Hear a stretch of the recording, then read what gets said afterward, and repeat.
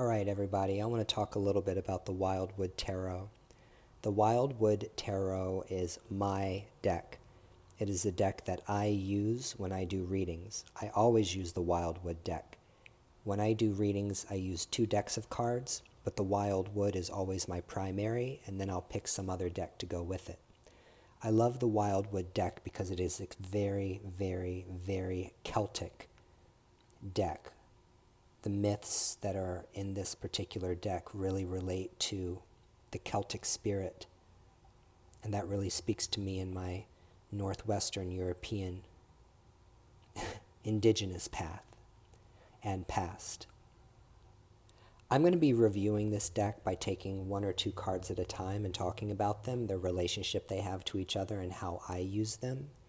Today I really want to talk about the Green Man card and the Green Woman card. What is the difference between the Green Man and the Green Woman? Well, it's not like the Emperor and the Empress, okay?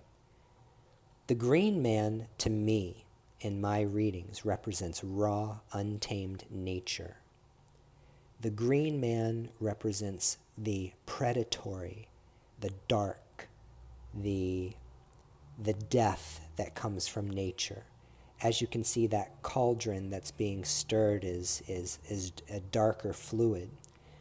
And so the Green Man card really represents nature in its most rawest form, opposed to the Green Woman card.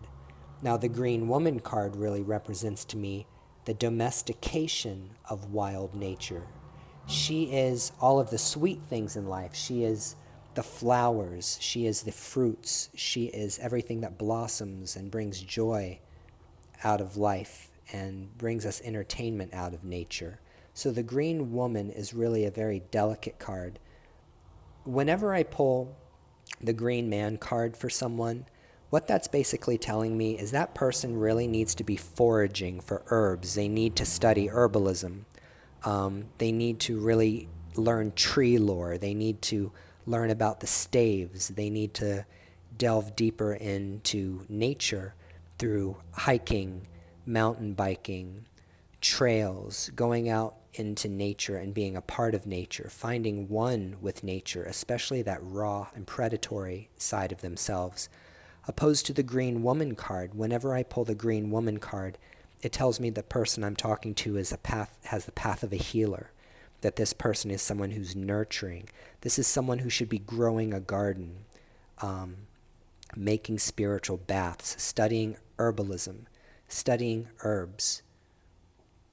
There's a great online program called The Art and Science of Herbalism by a woman named Rosemary Gladstar, Gladstar. I will make a video about this in the future. But Rosemary Gladstar runs a program online for like $375, which is an herbalist program. And that program will teach you all about how to make medicinal herbs and make tinctures, make herbal infused oils, salves, and balms, how to make teas.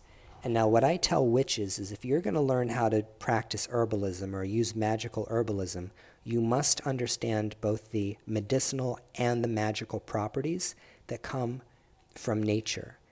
When you start practicing magical herbalism, if you don't know the medicinal qualities as well as the magical qualities, all of your efforts are completely in vain.